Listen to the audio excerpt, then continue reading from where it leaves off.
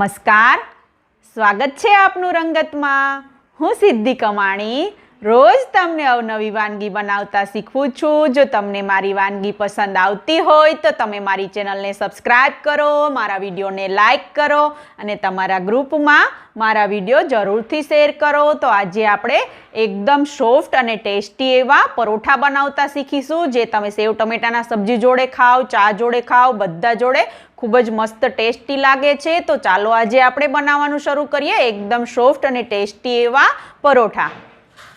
એકદમ સોફ્ટ અને સ્પેશિયલી સેવ ટામેટાના સબ્જી જોડે ખાઈ શકાય તેવા પરોઠા બનાવવા માટેના ઇન્ગ્રીડિયન્ટ્સ આપણે જોઈ લઈએ। મેં 2 કપ લોટ લીધો છે, ઘઉંનો જે ઝીણો આવે છે તે। તમે તમારે ઘરે કોઈ પણ વાટકીના માપથી લોટ લઈ શકો છો। 1 કપ પાણી લીધું છે, 1 ચમચી સફેદ તલ, 1 ચમચી આખું જીરું, 1 ચમચી નમક અને 1 ચમચી ધાણા જીરું પાવડર લીધું છે અને જરૂર મુજબ આપણે તેલ લેવાનું છે। 1 કપમાં આપણે 2 ચમચી મોણ નાખવાનું છે, તો આપણે 2 કપમાં 4 ચમચી તેલનું મોણ નાખી અને લોટ બાંધવાનો છે, તો આપણા પરોઠા એકદમ સોફ્ટ બનશે। તો ચાલો આપણે બનાવવાનું શરૂ કરીએ એકદમ સોફ્ટ અને ટેસ્ટી એવા પરોઠા। હવે આપણે પરોઠા માટેનો લોટ બાંધવાનો છે, તો મેં અહીંયા એક કાથરોટની અંદર આપણે જે લોટ લીધો હતો તે એડ કરી દીધો। તો હવે આપણે એની અંદર 1 ચમચી સફેદ તલ એડ કરી દઈશું।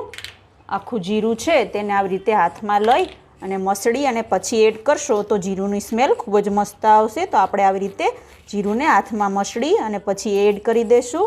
ધાણા જીરું પાવડર એડ કરી દઈશું અને 1 ચમચી નમક એડ કરી દઈશું અને હવે જરૂર મુજબ એટલે 4 ચમચી આપણે જેટલું તેલ થાય ત્યારે આપણે એટલું તેલ એડ કરવાનું છે। તો હું ઓઇલ બોટલમાંથી આપણે તેલ એડ કરી દઈશ એની અંદર 3 થી 4 ચમચી, જેથી આપણા પરોઠા એકદમ સોફ્ટ બને।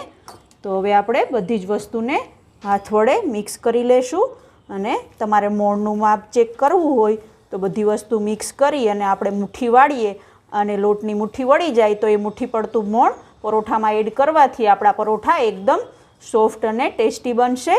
તો હવે આપણે બધી જ વસ્તુ મિક્સ કરી અને ચેક કરી લઈએ કે આપણું મોણ મુઠ્ઠી પડતું થયું કે નહીં તો હજુ તેલની જરૂર લાગે તો થોડું 1 ચમચી જેટલું તેલ એડ કરી અને પછી લોટ બાંધી લેશું। તો હવે આપણે બધી વસ્તુ લોટની અંદર મિક્સ કરી લીધી છે। તો આપણે લોટનું મોણ ચેક કરી લઈએ।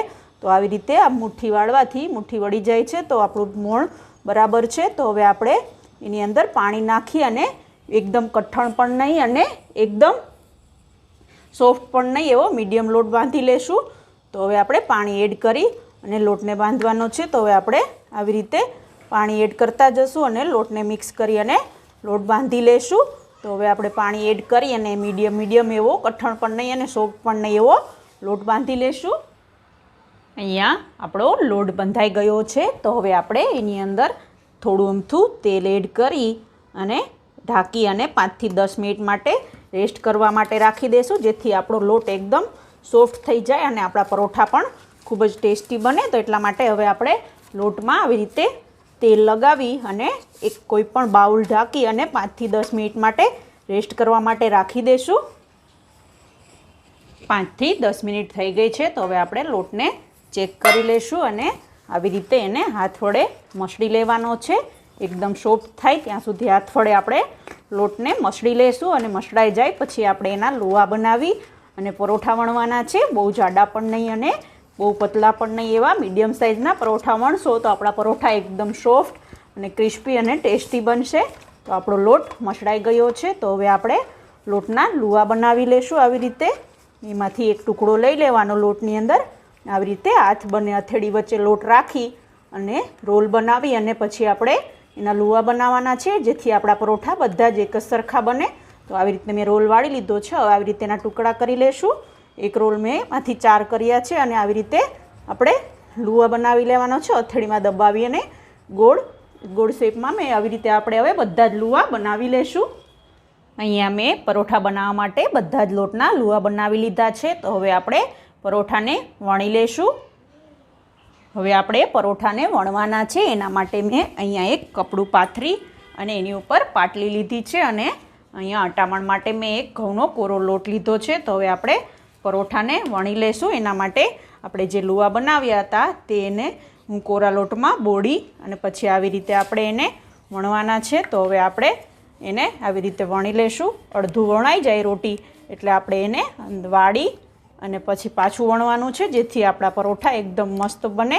તો હવે આપણે આવી રીતેની અંદર વાળી અને થોડો કોરો લોટ અને થોડું તેલ એડ કરી અને બધી જ રોટીની અંદર આપણે ફેલાવી દઈશું, જેથી આપણા પરોઠા ખૂબ જ મસ્ત બને. તો આવી રીતે આપણે હવે આવી રીતે ફેલાવી અને પછી આવી રીતે આપણે એનું લૂવું વાળી લઈશું અને પછી વણશું, તો આપણા પરોઠા ખૂબ જ મસ્ત બનશે. તો હવે આવી રીતે આપણે લૂવું વાળી લીધું છે, તો પાછું આપણે હવે એને કોરા લોટની અંદર બોળી અને પછી વણવાનું છે.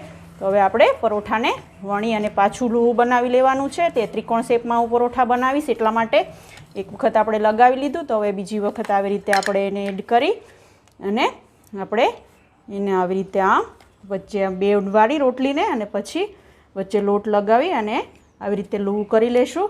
અને હવે આપણે લોટમાં જબોડી અને પછી વણવાનું છે, જેથી આપણા પરોઠા ખૂબ જ મસ્ત બને.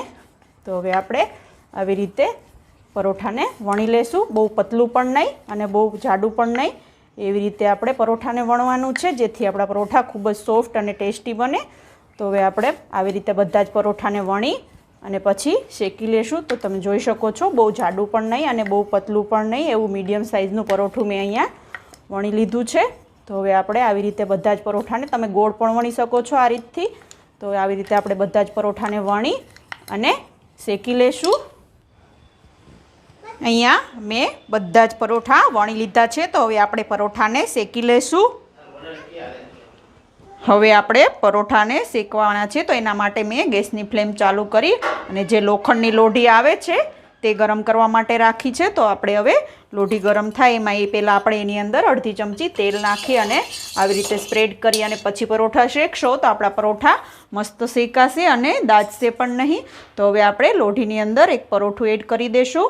આવી રીતે આની અંદર પરોઠું એડ કરવાનું છે અને શેકવા માટે રાખીશું અને થોડું શેકાય એટલે પલટાવી અને પછી આપણે એને ઓઇલિંગ કરવાનું છે, જેથી આપણા પરોઠા એકદમ સોફ્ટ અને ક્રિસ્પી બને. તો હવે આપણે એક સાઈડ પરોઠું આપણું સેજ પાકી ગયું છે. તો હવે આપણે એને બીજી સાઈડ આવી રીતે પલટાવી લઈશું અને એની ઉપર ચમચી વડે આપણે તેલ લગાવી દેવાનું છે. તો આપણે બધા જ પરોઠામાં તેલ લાગે એવી રીતે ચમચી વડે તેલ લગાવી દઈશું, જેથી આપણું પરોઠું ખૂબ જ મસ્ત શેકાય અને એકદમ બહારથી ક્રિસ્પી અને અંદરથી સોફ્ટ બને. તો હવે આપણે બધી બાજુ તેલ લગાવી દીધું છે એક સાઈડ. તો હવે આપણે બીજી સાઈડ પણ થોડું શેકાઈ ગયું છે, તો એને પલટાવી અને બીજી સાઈડ પણ આવી રીતે એની ઉપર તેલ લગાવી લેશું, જેથી આવી રીતે તમે પરોઠા શેકશો તો તમારા પરોઠા લાંબો સમય સુધી સોફ્ટ અને એકદમ મસ્ત રહેશે.